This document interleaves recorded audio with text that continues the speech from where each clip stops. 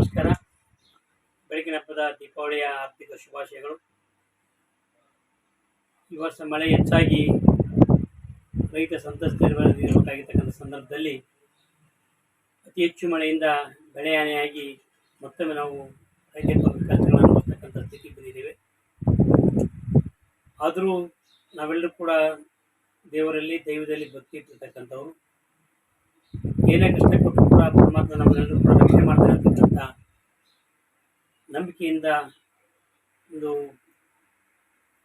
ಆ ಒಂದು ಕಲ್ಪನೆಯಿಂದ ನಾವೆಲ್ಲರೂ ಕೂಡ ಬದುಕ್ತಕ್ಕಂಥವ್ರು.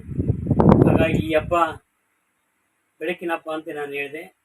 ಕತ್ತಲೆಯನ್ನು ಬರೀ ದೀಪೋತ್ಸವ ಮೂಲಕ ಓಡಿಸ್ತಕ್ಕಂಥದ್ದಲ್ಲ, ನಮ್ಮ ಮನದೊಳಗಿರ್ತಕ್ಕಂಥ ಅಂಧಕಾರವನ್ನು ಕೂಡ ಜ್ಯೋತಿ ಬೆಳೆಸೋದ್ರ ಮೂಲಕ ನಮ್ಮ ಅಂಧಕಾರವನ್ನು ಕೂಡ ಓಡಿಸ್ತಕ್ಕಂಥ ಕೆಲಸ ಮಾಡೋಣ. ನಾವೆಲ್ಲರೂ ಕೂಡ ಸುಖ ಶಾಂತಿ ಸಂತೋಷದಿಂದ ಬದುಕೋದಕ್ಕೆ ಆ ಮಹಾಲಕ್ಷ್ಮಿ ನಮ್ಮೆಲ್ಲರೂ ಕೂಡ ಆಶೀರ್ವಾದ ಮಾಡಲಿ. ಆ ತಾಯಿಯ ದಯೆ ನಮ್ಮೆಲ್ಲರ ಮೇಲೆ ಕೂಡ ಇರಲಿ ಅಂತಕ್ಕಂಥ ಪ್ರಾರ್ಥನೆಯನ್ನು ಸಲ್ಲಿಸಿ ನಮ್ಮೆಲ್ಲರೂ ಕೂಡ ಮತ್ತೊಮ್ಮೆ ಶುಭವಾಗಲಿ ಅಂತೇಳಿ ಹರಿಸಿ ಆರೈಸಿ ತಮ್ಮೆಲ್ಲರೂ ಕೂಡ ವಂದಿಸಿ ನನ್ನ ಮಾತು